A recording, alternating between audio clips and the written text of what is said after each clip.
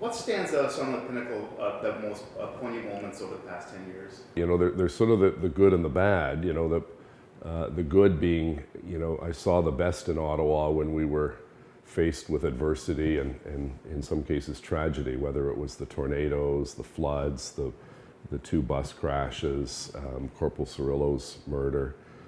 All of those things were tragic to a large degree, but at the same time, we saw the best of Ottawa, whether it was 15,000 volunteers coming to help with the flooding, or neighbor helping neighbor and stranger helping stranger after the tornado, or how the community rallied behind the people who were killed in those accidents. And even, you know, the surreal experience of seeing, you know, the center block being shot up by a terrorist who had just killed a soldier at the Tomb of the Unknown Soldier, where, you know, there was even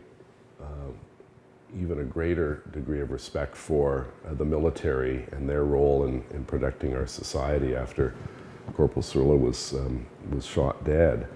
And, you know, I saw that on a personal level when Katrina Murdicus, a local artist, came in with that. I think you've seen the painting in my boardroom over there, of her painting Corporal Cirillo and his five-year-old son in the painting, and then we sold prints to raise money for his education trust fund. That was just one small act of kindness that, you know, you look back in the last decade, you remember those things poignantly, because, you know, it was an emotional time for the city. You know, we had Fox and CNN and CBS all here, you know, covering this event. And, you know, I said at the time, you know, we probably lost a little bit of our innocence because we were viewed as a safe city and would never see any of this kind of terrorist activity on Canadian soil like you'd see in the American newscasts almost every night from cities around the world.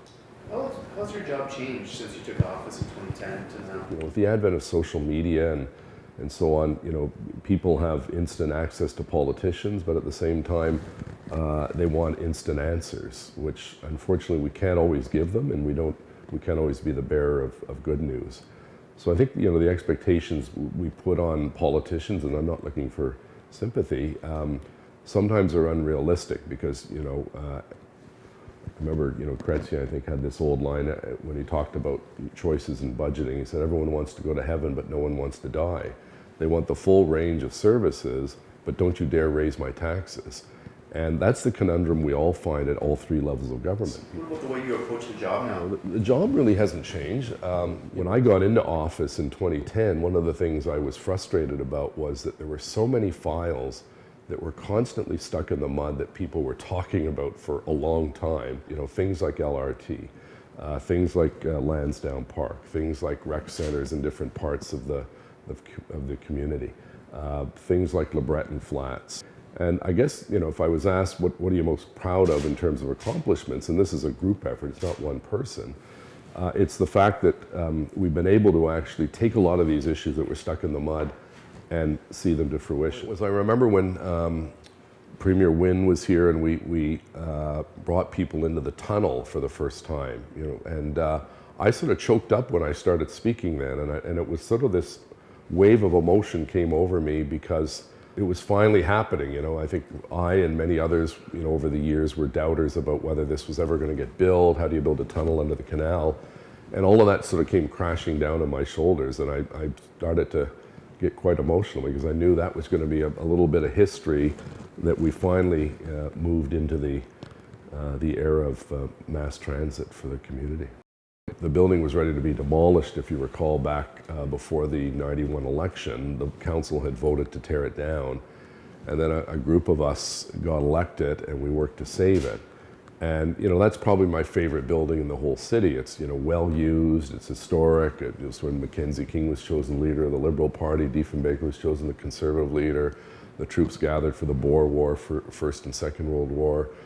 The Senators won a Stanley Cup in that building. So it's a beautiful gem in what used to be an asphalt jungle. It was like, you know, there's surface parking, cruddy old buildings. And I'm really proud of how it's evolved. Like, I was there for the Christmas market. There were thousands there lighting the big Christmas tree. You know, there's still challenges with Lansdowne, but it's 100% better than what was there before.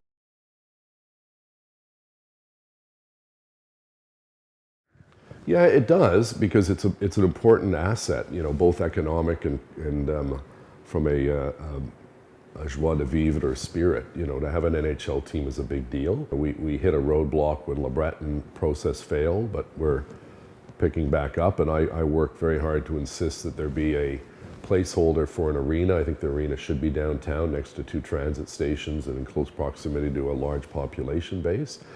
And you know, I'm optimistic that, you know, the team is here for the long run. I think they're playing better now. I think you know, we need to do better in the relationship with Eugene and the team. You know, you know, some of their senior folks have come in to see us here, which is a good sign. And I want the team to succeed because it's great for the city. It's great for the economy. Yeah, you know, you have to start with, you know, obviously the owner has to want to move, and I think what frustrated me and a lot of other people was, you know, I was worked really hard to get the outdoor classic here, and just before that, with the rink on the hill, you know, Eugene mused about maybe we should move downtown. So I was actually in my hospital bed dealing with an appendicitis, and I like jumped up when I saw it on TV. I said, "What? How could this possibly be happening?" Because they were the ones that wanted to move. I remember meetings I had with Bettman and Eugene, and they were very steadfast on that. But look, at the end of the day, it's his team. But I think for the team to be truly successful, and even more successful than it's been in the past, it needs to have a walk-up traffic base, and it also needs proper mass transit. And LeBreton is really the last remaining piece of land that would be suitable for that in the downtown core. It's been almost like a New Year's resolution. Every year I'm going to try to do better, and I don't. You know, I'm all consumed by work. I have not much of a life outside of work, to be honest. You know, I found when I moved back from Queen's Park, I wanted to try to change that work-life balance. You know, always on an airplane. You know, when my parents died. You know, when I came out, I'm always like talking about I got to do more with friends, and I haven't done a very good job of that. So it's a work in progress. You know what? Like, it's surprising. I get a lot of people who are from the GLBTQ community hugging me, like at different events. You know, really proud of you, and still to this day, I think that was sort of the most. Probably, obviously, the most impactful personal statement I've ever made. Surprisingly, a lot of people will still come up and quietly say, you know, congratulations on you know, being gay. Like, you know, I hope that people don't have to say that as a secret, you know, and be proud of the fact that they're saying it, as opposed to sort of, you know, not wanting anyone else to hear. But, you know, I'm very appreciative of that. People are very kind. You know, I got like 5% of the emails and tweets and so on were pretty nasty, but, you know, I'm happy with the 95% who have been very thoughtful in their comments.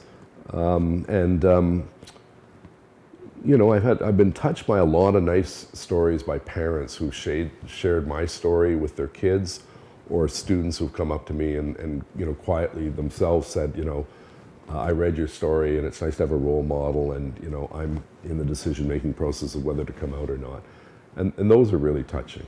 You know, so I'm not an expert on GLBTQ issues, but you know, if I can help inspire 1 or 2 people that it's okay to be gay, or, you know, decide when you want to come out, if you want to come out, then, you know, that's, you know, worth all the negative things that you hear about it.